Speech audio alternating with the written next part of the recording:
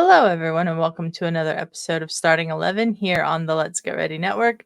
I'm Adelia. That's my buddy Snark. We are here to discuss the week that was in the English Premier League, where there were some crazy games, there were some VAR mistakes, and there was a defensive game on Easter that I didn't get to watch very much of because of internet issues. Snark, how are you? I'm good. I got to watch that match. Honestly, well, we'll talk about it when we get into it. Yeah. Yes. One match that happened while I was at work, and I had to limit the amount of swears that I wanted to yell at the top of my lungs. So yeah, that was fun. That was fun. My jet black hair went to solid gray right afterwards. Okay. It wasn't because my hair was already gray, Adelia. No. It was jet black. Anyways, yes. Let's move on to matches.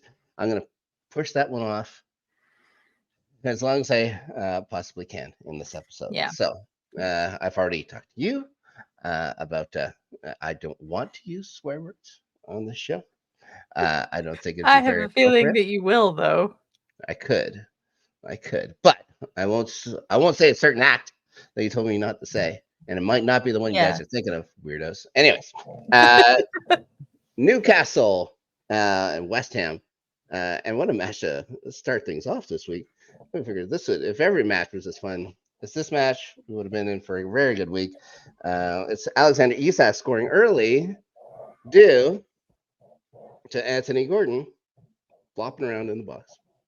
Yeah. This time I believe maybe it was a penalty. Certainly, it wasn't a foul to Soufal, and it wasn't called a foul. And we'll talk about that too a little later. Mm-hmm. It turns out that people can get fouled in the box, and a penalty can be given without giving a yellow card. Yeah.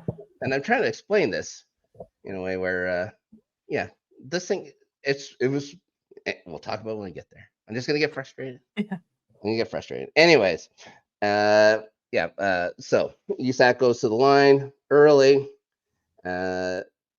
scores, Newcastle up 1-0. But West Ham end up getting the next 3 goals. And it's first, look at Paqueta with a brilliant pass down to Michael Antonio. Now, the funny thing is, look at Paqueta is still playing. Yeah. Yeah. Tonali for Newcastle, not so much. His suspension got even more tacked onto it while we were away. So, yeah, but at least Paqueta keeps playing. I have no idea how. I don't know how Paqueta's still playing. This is bananas. We know what he did. We know that he was, helping himself. You know when he would get yellow cards and stuff. We all know what he did. But he's not going to get. He's not going to get any punishment for it. It seems for whatever reason. Anyways, real nice pass though to Michael Antonio, who was doing a great job of waiting for that ball before he released. Stays on side, makes no mistake, ties the game.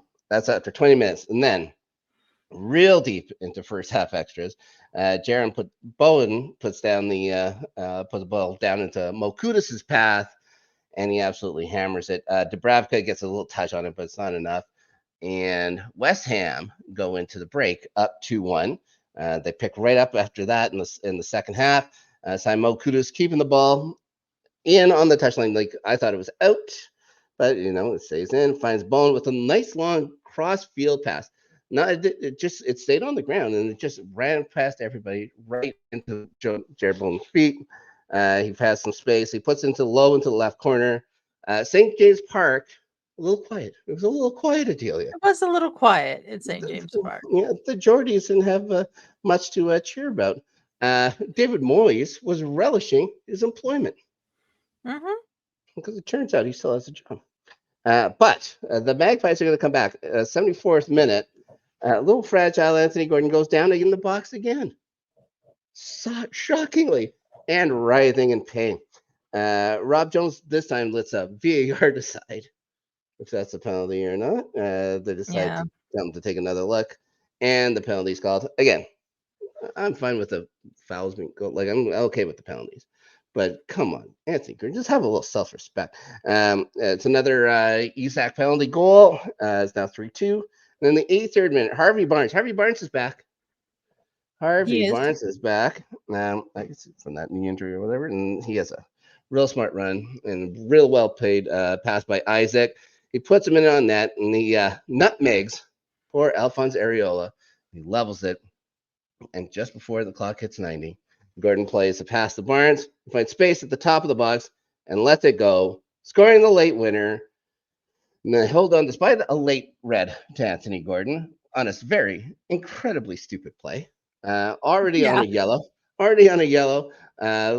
Plays whistle down. He just decides, oh, I'm going to kick it over towards their goaltender. I don't know what he didn't give Rob Jones a choice. It's like, all right, No. here you go. And for some reason, Gordon was running back into the fight, like running back to get into a spot before he realized the yellow card was for him. Just not smart. Just not smart footballing there. For a guy that assisted the winning goal and was the prime reason for the two ESAC goals. But what are you gonna do? Harvey Barnes, he came on in the 67th minute. He missed the time for that knee injury. Castle gained ground on hammers for sevens. Now they're just 1 point behind. So everything's tightening up in European spots. Speaking of spots, we got Forest and Crystal Palace up next, and Forest have found themselves in a spot where they were actually outside looking in on relegation after the points deduction for financial fair play rules. And an 11th minute goal by Jean-Philippe Mateta probably didn't make them feel too much better. No, that can't have helped the mood. No, real nice passing though between Lerma and Eze to get him set up. But Forest defense is just so poor. They were so poor moving the ball out of their own zone. Terrible. Too many passes. Reminds me of another team that I like. Anyways, and also at this time, they had probably figured out that Tahith Chong had scored for Luton over at Spurs, because that was only in the 3rd minute. The pressure was surely mounting against them. They would get a couple of chances in the first half, but they just weren't clinical. They would put them wide or put them over the net. Speaking of not very clinical, Eze probably should have had a hat trick in this game. Matt Sells did make a fantastic save off him alone before the first half ended. So it goes to the break 1-0 for Palace, and then Eze misses another great chance and early in the second half. Just poor defending again by Forest, but again, they just can't finish. They couldn't finish, as they can't finish. I don't know what's going on with them this year. And then, and the Forest equalizer. How cheeky is Chris Wood sometimes? He is, yeah. Yeah, the ball's the nice looping header over to Ian Henderson, and like from behind too. So he did this on purpose. This wasn't an accident. Like the way he did it on purpose. Good for him. It was a really nice pass from Morgan Gibbs White. Anyways, 1-1. Morgan Gibbs White, Daniel Munoz. Munoz has a nice chance near the end of the game to win it, but he hits the post. Forest get another couple efforts themselves, but it ends in a 1-1 draw. But depending on what would happen with Luton, Forest temporarily out of relegation, depending on what would happen with that Luton game.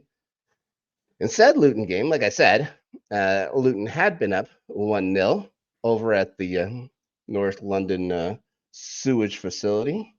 It was a real nice cross by Ross Barkley that found him in space or whatever for the nice little tap in goal there. And they keep the lead despite, I don't know, multiple grade A chances for Spurs to get the equalizer. Son put one off both posts. I have no idea how that did not go in.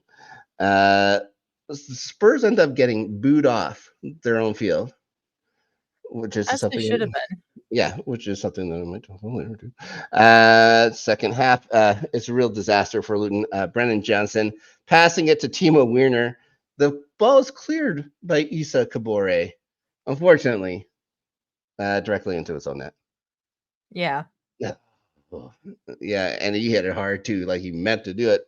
Not great, not great. Mhm.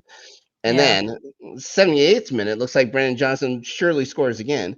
Somehow that ball stays on the line and gets cleared by Alfie Doughty. Uh, and honestly, just like every Spur was already celebrating when Doughty crosses or cleared this thing off, and goal line technology. There you go. Yeah. They should That's have it for important. offsides and everything else. Like, there's no They reason should. not to have this shit, guys. It's Yeah. ridiculous. But Luton could only hold back fate for so long. And in the 86th minute, Son Heung-min shot deflects off Daiki Hashioka. Poor guy. I don't know if I've even mentioned his name before he comes in off the bench. And it's a 2-1 Spurs final. Of course, it was going to be a deflected goal, too, that wins it, right? It wasn't going to be anything clean in this one. Of course. Forest do overtake Luton. They're now just on goal differential, anyways. They're in 17th. Luton falling back. Unfortunate. But there's another team that might be able to get caught as well. Another team that had financial fair play rules go against them. And it's Everton. They were taking on Bournemouth. We had to wait 64 minutes for a goal in this game when Yeah. Dom Solanke getting it done, as you'd expect. His 16th of the Mhm. season. That's the most ever by a cherry in a Premier League season. He's had 16 a goals. really, really great season, and I will be very surprised if he's at Bournemouth next year. I'd be shocked. I'd be Yeah. shocked. What are you gonna do? It's not like they're going anywhere. By the Yeah. way, I think there is now uh, the levels met. There's now the floor for getting in or for staying above ground or whatever is now 40 points. Just so you Yeah. know, that's the point met total to reach 40. So. Yes, Solanke scores. Yeah, it's a heading. It was a really nice pass from Lloyd Kelly. Everton would move to two strikers. They finally figured, oh, maybe if we put more people forward, it could pay off, and it does. They get Beto in the game. I think it's the 77th minute. He scores in the 87th. Neto, not Beto, Neto, the goalkeeper, Sure. collides with Chris Meepham on the play. Uh, the announcers, for some reason, really thought, "Oh, we'll wait and see. We'll wait and see for VAR." It's like, well, not Neto, not Meepham. They're all, yeah, we get it. Like, he crashes into Meepham. He crashes into his own guy. Like, guys, just take a Yeah. minute. You guys have all kinds of producers and cameras and stuff like that. Just figure it out. And it's like, oh, it looks like he collided into his own guy, not Beto. Beto was just in the right place at the right time. Uh, but 2 minutes later, utter embarrassment Oh, for yeah. Everton and poor Adam Smith. So the ball gets played in to the box. It's should have been just harmlessly clear. They could have even just let it go. It would have just gone Mhm. out the other side safely. But sorry, not Adam. Adam Smith is the I one was gonna who say, actually was it played it. Yeah, Seamus it's Coleman? Seamus Coleman, the guy who just standing there watching the ball bounce that his other defender should have played, and watches Jordan Pitchford watch it, and so he just chests the ball into his own net. He Yeah. just like that's what it comes to. He just, oh well, these guys are gonna miss it. I'm just gonna like chest it into my own net. I I don't understand what he was thinking. I don't understand what Pickford was thinking. I don't understand what the other defender was thinking. Like, what are you guys doing? Yeah. He was the Easter bunny to the cherries. He's gifting them Yep. points. He gives them 3 points. Yeah, from a match where, you know, maybe the cherries did play better than Everton, but still. You just yeah, Yeah. that's yeah, it's just pay attention. It's just not paying attention. So Everton now only 3 points up on both Luton and Forest. So they can easily be caught as well, especially with bananas efforts like that. And of course, wouldn't it be Everton? Wouldn't it be Everton to have it come It down would to the be. last week of the season? This is going It to be, would be. yeah, this is what they Last do. last day of the season, one of the things that Rebecca Lowe, the host of the NBC coverage here in the States, said last year when they were all at Goodison Park, for Everton's fight for survival last year Mhm. was, will we be back here on the final match day next season? And it's really looking like they might be. They really will. They really will. It'd be a Yeah. lot. Yeah. Yeah. Still, and they're going to stick with the old stadium through next year too. Anyways, two huge, kind of embarrassing things happen this week. First, we're going to talk about is how Fulham couldn't put away Sheffield United. Oh, shouldn't that be more of how Sheffield United couldn't hold on to a lead against Fulham? Well, I'm also saying that Sheffield United is the worst team in the league. Fulham is Yeah. had top 10 aspirations, and they just not a great not a great 90 minutes for them, but they end up with the point. No. Yeah, Yeah. that's much better than I'm going to say about another team. A scoreless first half, again, a scoreless first half, and then absolute chaos in the second half. Mm-hmm. And wonder signing, I'll say wonder signing for the Blades. Brandon Brereton Diaz gets his first of the match. He taps in an Ollie McBurney pass. Fulham tie 4 minutes later. It's Andreas Pereira's corner expertly headed in by João Palhinha. Then Brereton Diaz 5 minutes later again. This time he finds McBurney in front, and he's going to restore the 1-goal lead, followed by Brereton Diaz getting his second of the match. And this guy, has anybody heard of this kid before No. December? Unbelievable. Anyways, he gets the brace. He gets 2 minutes after that. Heading up, it's a really terrific Gustavo Homer cross or whatever. 2-goal lead with 20 minutes left. And it looks like Ollie McBurney has given the Blades a 2-goal advantage, Adelia. Mm-hmm. But his goal is ruled offside by VAR. Tight. Let's say tight. It's costly. Bobby Cordova-Reid scores in the 86 minutes. He's just given way too much space at the top of the D. There's nobody pressing well yet. Terrible defending on that.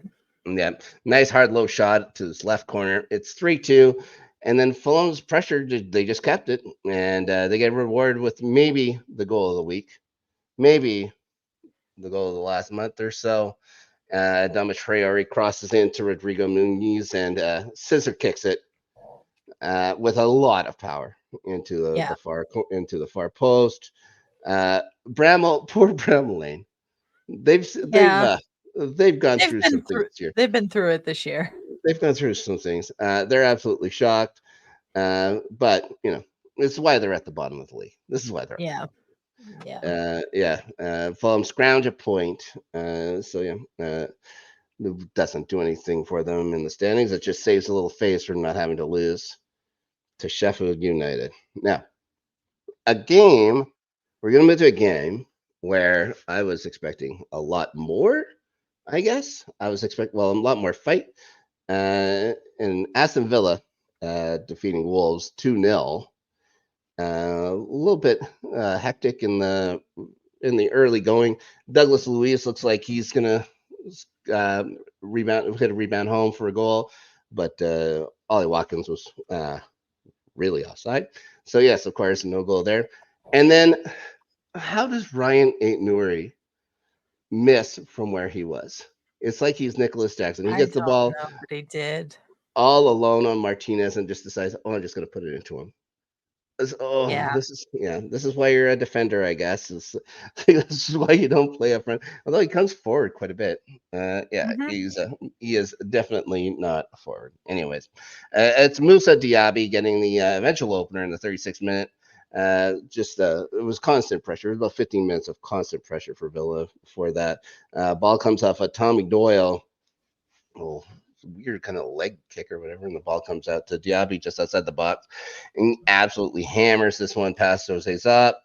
And then the second goal comes on a fluky play. It's in the second half. Ezri Konsa's lob cross to John Duran just ends up going in the net. It reminds me of that. Mudryk. It reminds me of that Mudryk goal, and I said, "Oh, of course he meant that. Of course he meant to do that." But yeah, just a weird pass that just loops in, finds the net. The Wolves were really loose with the ball. Did you notice that? Mm-hmm. Yeah. especially defensively. This isn't how they've been playing lately. Just giving No. up, easy balls, like in their defensive end, like not even through passing, just carelessness, just careless. So Villa's going to stay fourth, and they're back to 3 up on Spurs. Spurs have that game in hand. Unfortunately for Villa, that game in hand is against Chelsea. The way they've been playing, who knows? The Yeah. Wolves could drop out of the top 10 if Chelsea wins their match coming up. By the sounds of it, it doesn't sound like they won. Anyways, we'll move on to Brentford and Man U. We're just doing all of Saturday before you have to talk about Chelsea. I want to get as much in without the risk of swearing as I Okay. can. Yes, and I'm going to try my best not to swear. I really am. Brentford won. Man U won. And why bother playing 90 minutes, Adelia? It's useless. This game was so like I was like, okay, there's not gonna be any goals, and then it looked like a smash and grab by Mason Mount, and then they just immediately let Brentford score, and I was like, okay, that's actually probably fitting. Yeah, like it's they were following their script, right? Like they scored Yeah. that one goal late to steal it. If I was to tell you that Brentford had 31 shots towards net, would that surprise you? No. No. They were all over them. Unfortunately, they could only find 5 on target, though. And Onana had to make a couple of good saves. I will say He that. did. He had to make a couple of good saves. But Ivan Toney, how many did he miss? Like, He unbelievable. missed a few. You see a There slap was in the one that ground. was offside, I think, Yeah, right? that was the goal, but that was clearly offside. I don't think anybody Yeah. in the crowd was all that No. worried about it. It was like, "Ooh, that's offside." Mason Mount, a $60 million sub. Adelia, thank you very much, United. I like literally like until I didn't even realize Mason Mount wasn't like injured or whatever. This is the first time I remember Mason Mount playing for Man United since probably the first week of the season. He Like, had an injury. He had an injury, but he just hasn't been featured. This is his ninth, I think, only his ninth appearance so far for United. First goal of the year, 60 million. We will take that. If any more suckers like to come by Chelsea's offices in the near future, I'd be appreciated. I've got a couple guys on defense. I'd like to give away. If you guys would like $60 million for, say, a Benoit Badiashile, I would have no problem. Anyways, yes. So Mount scores, and then of course it's Ivan Toney drawing defenders to him and finds Christopher Ayer, and that player would ever go to the line, bring all those guys to you, and then just put it out into the middle where there's got to be someone at some point. yeah, And you've been saying Christopher Ayer's name more often lately. He's really been playing well over the last little while. A 99th minute draw for them. Now, I told you before, I had one kit related question, and the question is, what the hell's with that kit? What is with United's third kit? it's That so awful. green, like forest green and white There's stripes. got to be some reason for it, but it's just so bad. It is They wore it. They awful. wore that against Arsenal at the Emirates earlier this year, and I was like, Mhm. "What on earth?" It's a nightmare. It's a nightmare. You guys Yeah. deserve bad results with that. I Hmm. hope they wear it. I hope they wear it on Thursday. That's all I can say. They look terrible. They look terrible. Anyways, but they still end up with a point. They have all these horrible performances, and they They still do. get rewarded somehow through it. So more rumors swirling about Ten Hag, and I guess a reporter came up to him and asked him what he thinks of all these rumors. He just says, "I don't care." So good for you. Good for Ten Hag, I guess. It's like he doesn't seem bothered. He's either going to have a job or he won't. I'm sure if he doesn't have a job, he's going to have to be paid handsomely to leave United, which is everybody's dream. I mean, Everybody I wants don't to get paid remember. to leave Manchester. I don't remember how many years his contract's supposed to be, but he's got to have at least a couple more years on that contract. You'd think. I'd love it if it's a lifetime contract. I hope I he would never. love it if Eric Ten Hag would stay at Man United. Yeah, he can stay there forever. Adelia, we've run out of Saturday matches. So We've on to run out of Sunday. Saturday matches. Yeah, no, there's no more to talk about. All right. No, there's very much a Saturday match left to talk about. Get it over with, Snark. Come on. Yeah, it's a fucking embarrassment. Chelsea drawing 10-man Burnley, and Yeah. I'm disgusted. I am disgusted Mhm. with this. Like just a lack of courage on anybody. You're 10 men against Burnley, and you play soft and so cowardly against Burnley. 10 You men fall Burnley back. who also had their manager red carded. Yeah, at the same time. Now, let's say this: Darren England is an absolute idiot. Yes, he is. Like on the level of horrible referees there are in the Premier League, and there's a large level. There's a lot of them. He's right near the top. Just ridiculous cards, and we'll talk about like Assignon. Okay, on a yellow, of course, because he was handing out yellows willy nilly. Mhm. That play against Mudryk, okay, the hand comes high, around the or near the neck area, doesn't quite hit it. It looks like there may have been a bit of a grab, which you're allowed to do. Mudryk falls forward, not backwards. Uh, Yeah.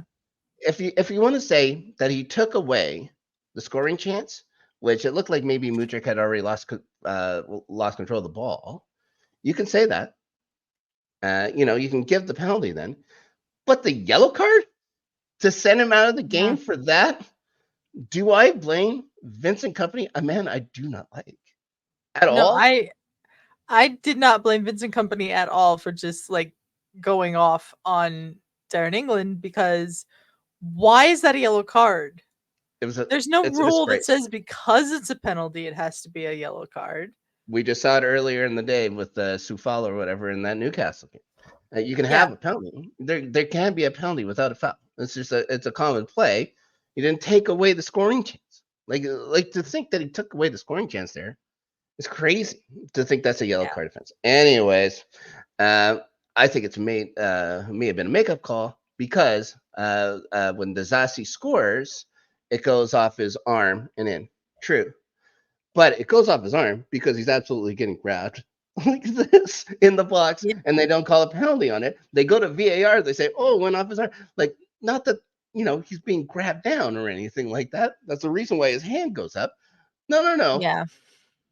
No, It's it hit his arm, so it doesn't count. yeah, no. It was a penalty. It was a penalty there. Yeah. So, anyways, we get a penalty there. Cole Palmer scores it. Uh, And then how can you be so weak? How can you be so weak? Like, how can you fall back? And sure, this is the 43rd minute of the game or whatever, and you got an entire half. You have an entire half to adjust. Does any team come out of the half as goddamn poor as Chelsea? Either half. It's mind blowing. Like I mean, beginning yeah. of the game, Burnley's all over them. Chelsea has to grow into the game. In the second half, it takes 2 minutes for them to score. At 10 men, Yeah.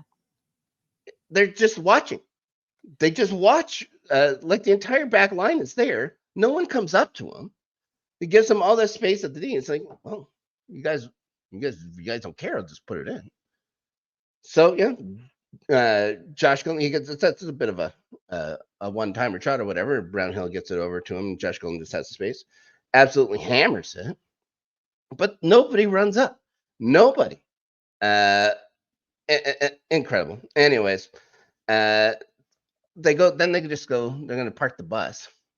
And this is a remarkable thing. Chelsea actually do score when someone has parked the bus against us. So this is the only thing that we did positive in the Mhm. entire second half.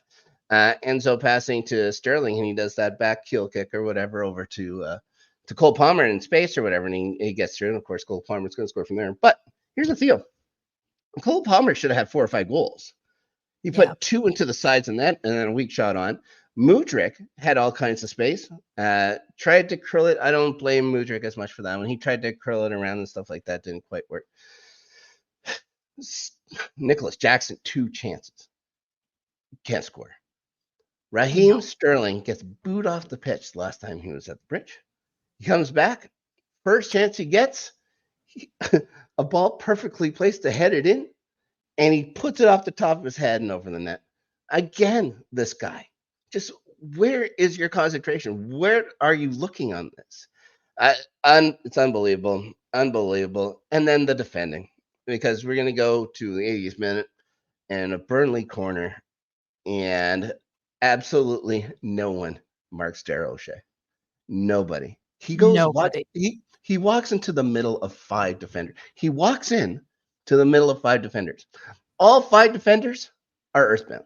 Not one player goes up for that ball. They're covering Yeah. one guy. Dare O'Shea, okay, I just have all this time.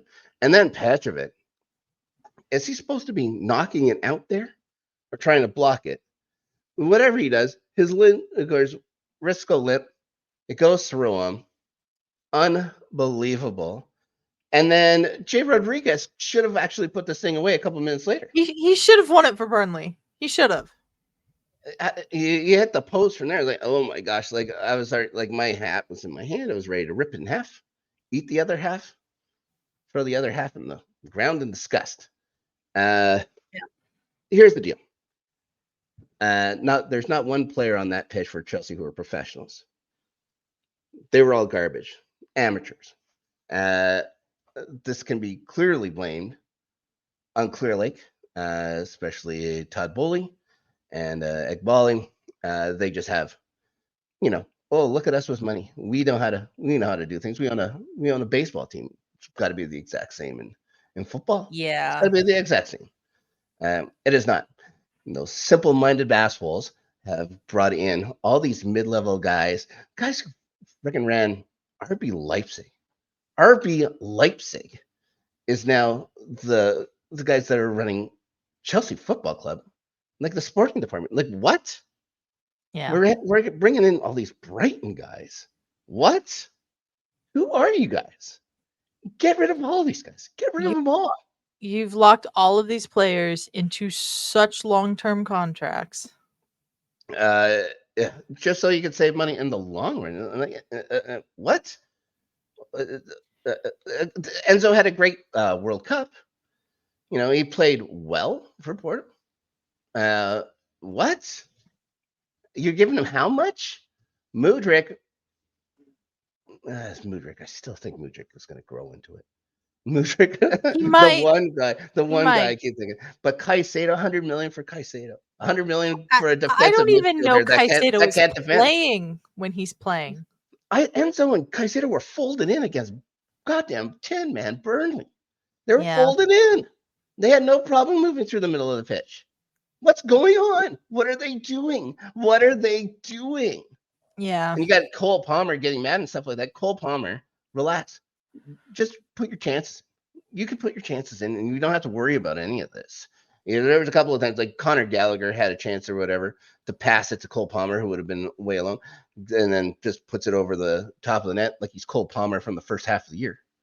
Like we had that one stretch where Conor Gallagher is looking good, and now he's just fallen back. He's reverted back to that beginning of the season Conor Gallagher that nobody could stand. He would be on the pitch all the time. Oh, he's a little inch in that kid. Look at him go. And it's like, tries for a shot, puts it 3 feet over the net every goddamn time. You should have passed, but those things happen in football. You just pick yourself up.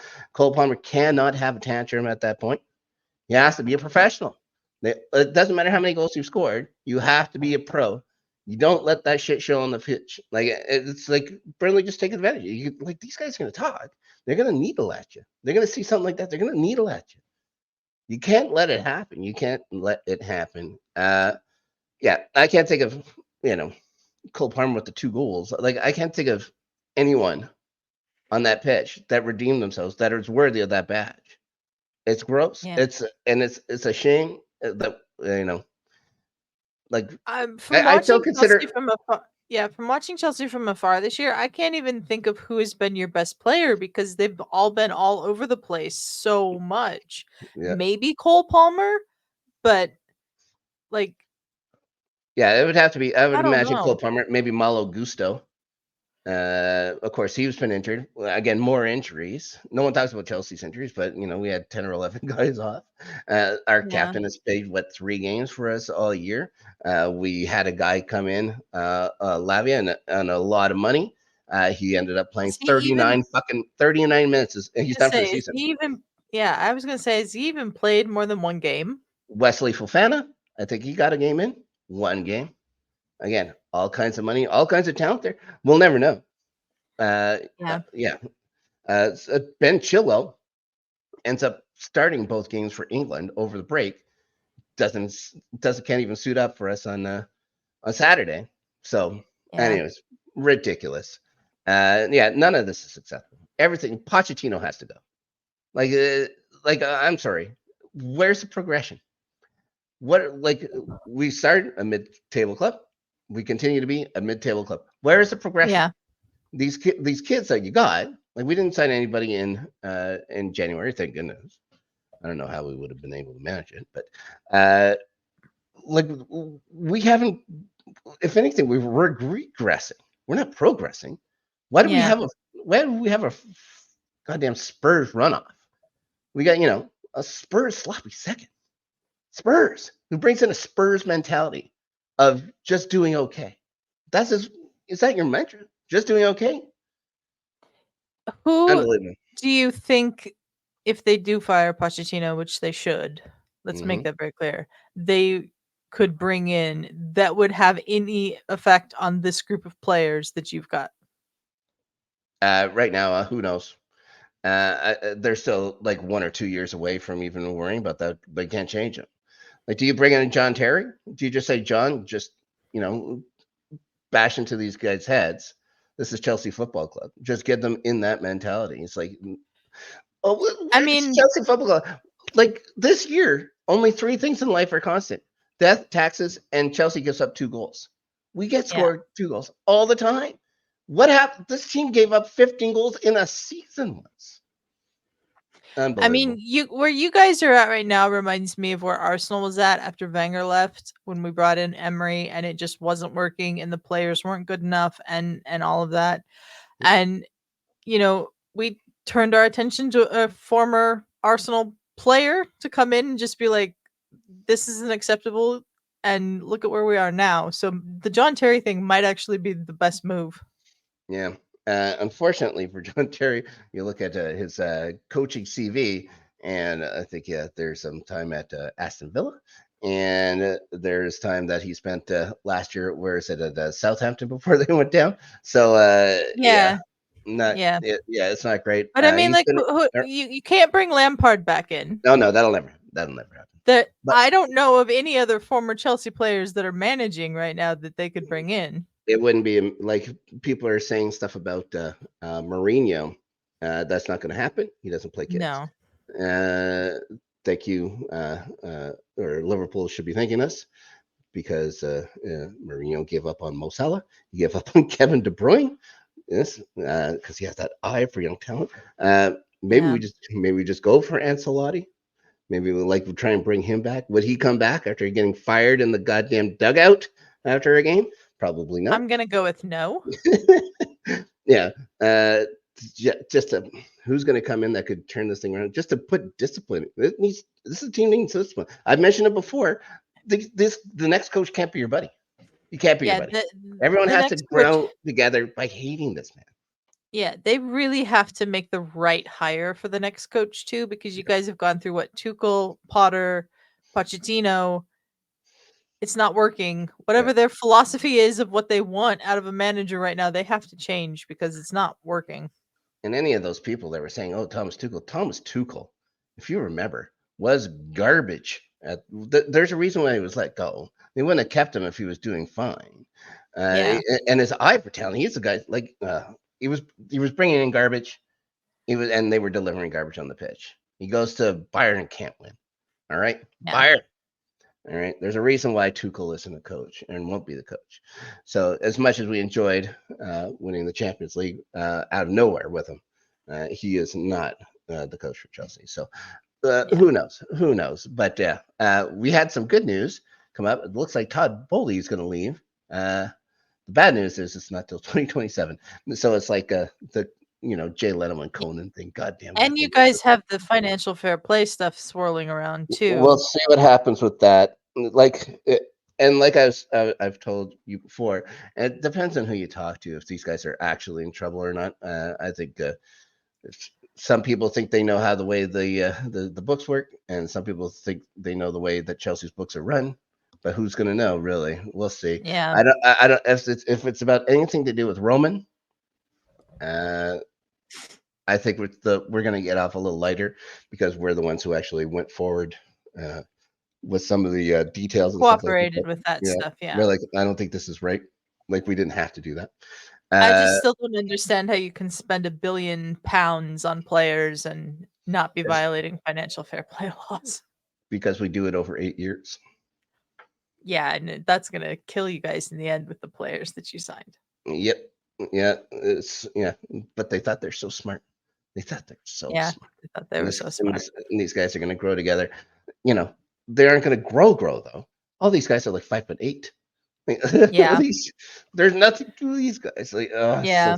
it's so frustrating. Anyways, All I right, didn't swear let's very move on much. to Easter. I didn't No, you swear didn't. very much. I'm a You champion. didn't. Anyways, Let's if move on we, to the Easter games. if Chelsea makes European qualifications, I'll eat this hat. Okay. I swear to God. We'll film Okay. that for content. Yeah. I hope it's vanilla flavored. Anyways, let's move on. Sunday matches, 2 important matches. Yeah. Liverpool, if they win, they'll go temporarily top of the table. And despite like an 87-second goal by Danny Welbeck, a nice little strike as Great well. goal by Danny Welbeck. Yeah, they were always going to be in tough. They had to go play at Anfield. Liverpool doesn't like losing at Anfield, and the league doesn't like letting them do that either. But I want to say this is one of the first times Liverpool's beaten Brighton in a while, too. Yeah. Well, they must have had tired legs after. Because they, again, put another 30 shots on net.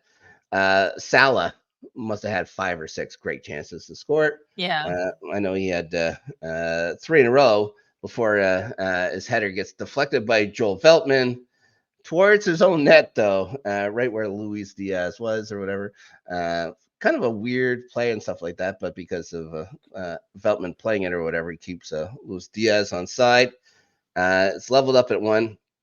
We go to the second half, and in the 64th minute, Mo Salah finally gets rewarded after all those chances. A really nice pass from Alexis McAllister, finds him in the box.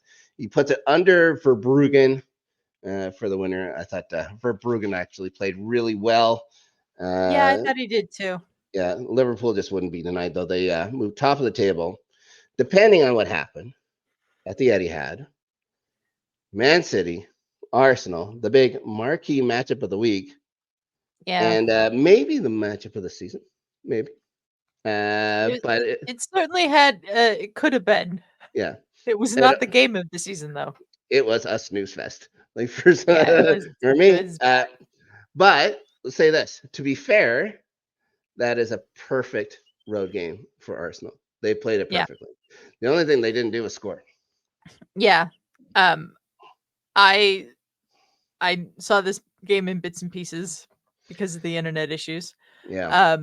And I was watching like live Gamecast on ESPN on my phone when the internet was not working because I was like, oh God, because City had so much possession in this game.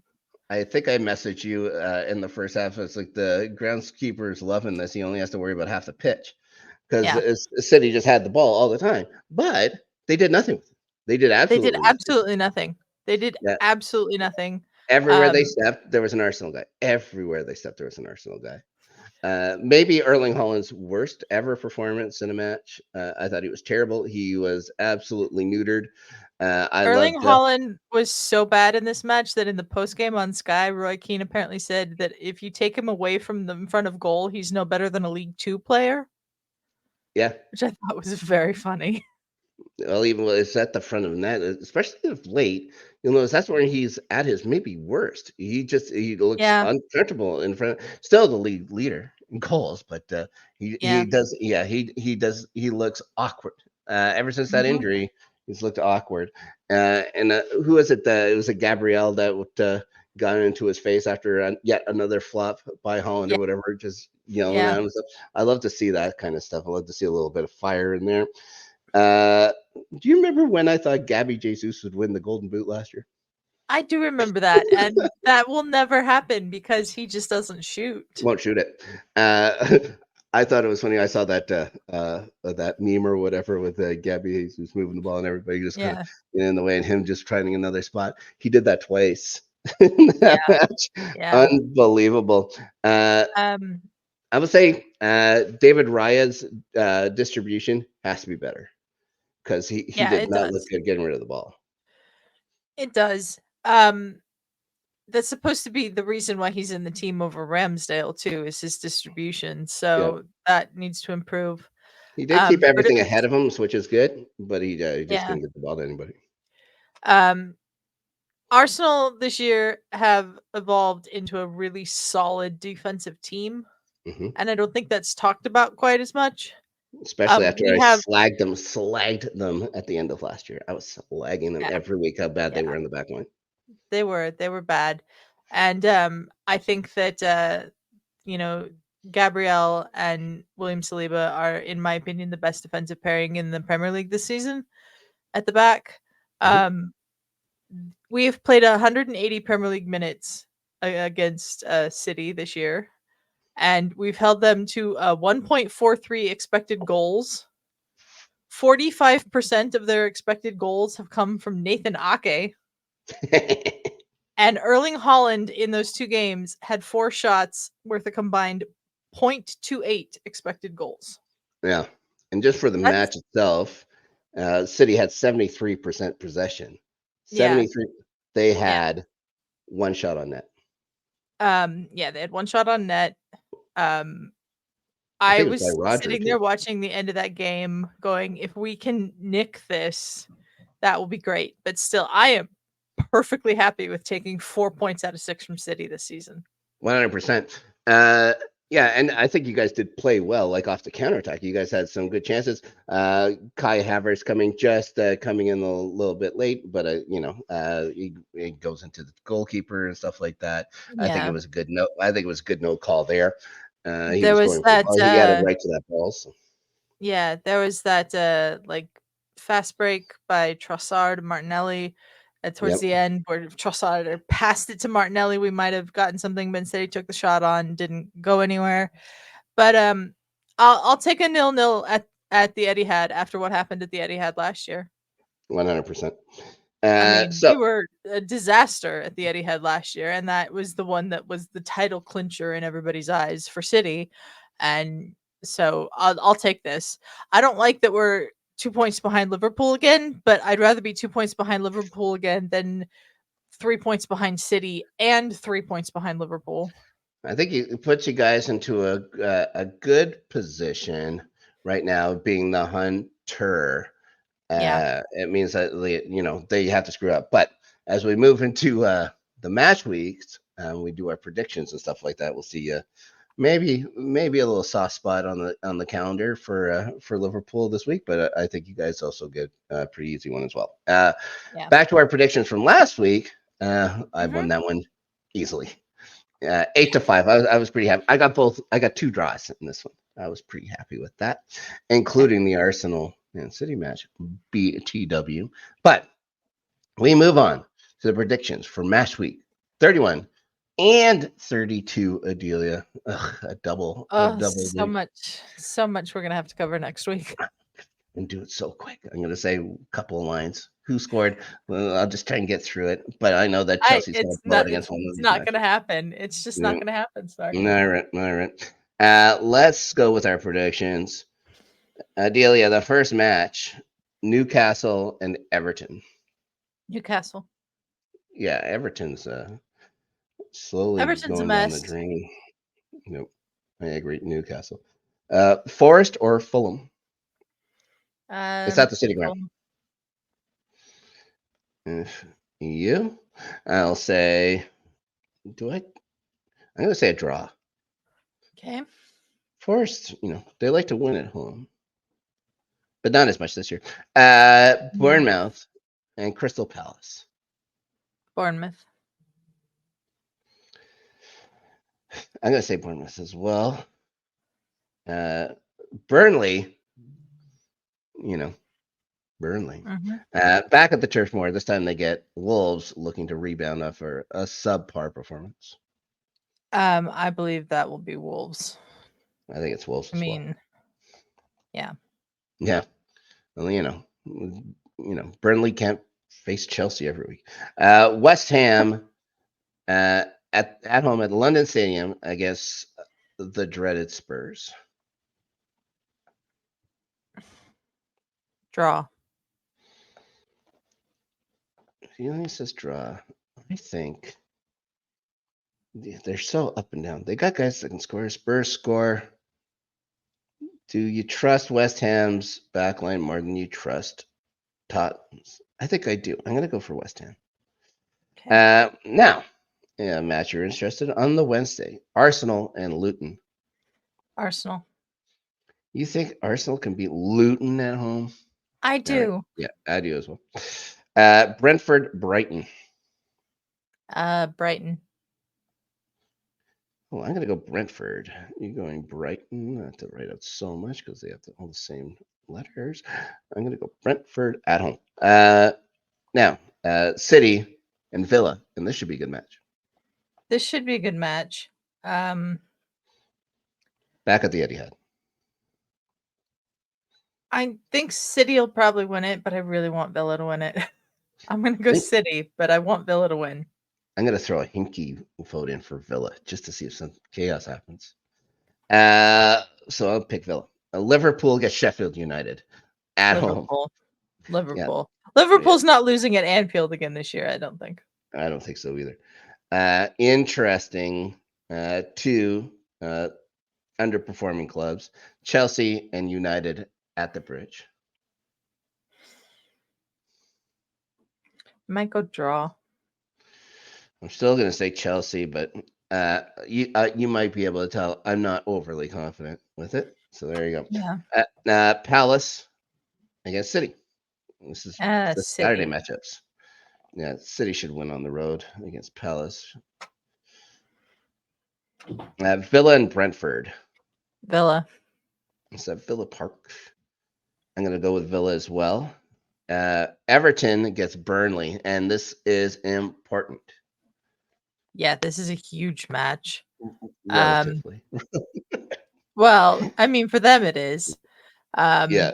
I'm gonna go Burnley because I think they can score more than Everton can. I like your moxie. I'm gonna go for a draw. Okay. Fulham and Newcastle at the Cottage. Newcastle.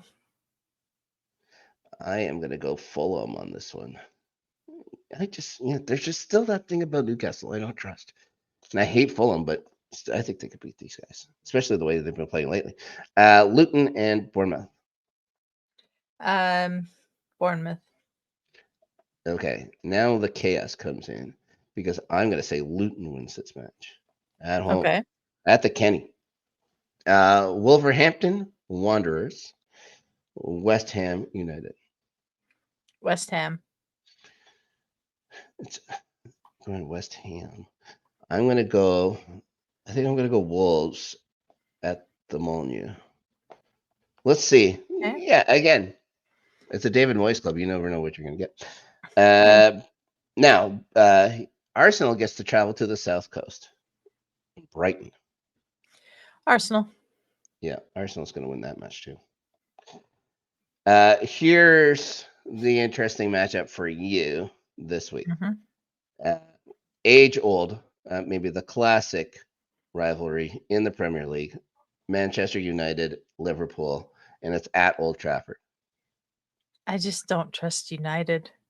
I just don't. Funny things happen at Old Trafford. Funny things happen at Old Trafford, but I'm gonna go Liverpool. I'm gonna go draw. Okay. I think Man U's gonna do what they do and score late to get a draw out of nowhere. They'll probably get outplayed for 89 minutes and probably only have 2 shots on net, but the game will end up 1-1 or something. Sheffield United at home at Bramall Lane against Chelsea. That should be Chelsea. It should be. It should be Chelsea. That's just a quick caveat. It should be. It should be. Yeah. And then at the North London dumpster fire, Spurs and Forest.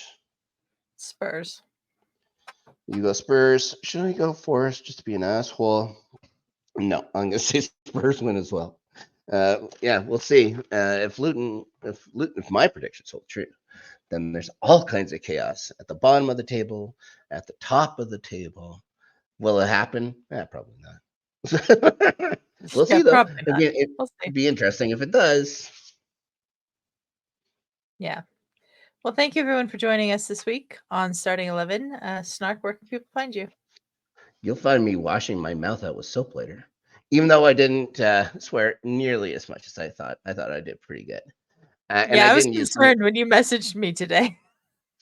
I didn't use some of the worst swears either, which is nice.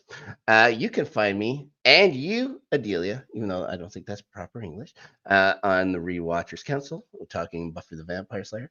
This week, we get to talk about Inca Mummy Girl.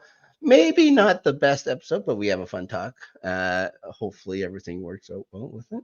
A little inside dish there. Let's see. What else? LGRN After Snark weekends. Danny and I will be talking about Lucasfilm this week, this coming Saturday. That should be a lot of fun. And what else we got? We got Playoff Beards coming up in a couple weeks, the NHL playoff show. I'm doing that with Ryan Christensen. Looking forward to having him on board this year. And we have the Doom show about a young, strikingly handsome young man plays Doom. For the first time, that's on the network as well. Just maybe a little bit while I'm in the middle of nowhere here. And we have also our Star Wars game as well that we're playing. That will get again. I have to get my equipment back or whatever. It should be up and running in the next couple of weeks. We'll be back at that. Can't wait to play more, especially since I hear they've done patches and stuff like that, and maybe it's a little more fun to play. And also, we'll just tell Danny to maybe take it easy. Maybe take it easy on the AI. Maybe not set the level so high for someone who had never played it before. Why is he doing that to us? It's a monster. He's a Brazilian Yeah. monster. I've said it a million times. Well, you can find me, as Snark said, on the Rewatchers Council, and you can find us back here Tuesdays, 3 p.m. Pacific, on the Highlights channel for Starting 11. We'll have a lot of matches to talk about next week. So until then, everybody, we are out.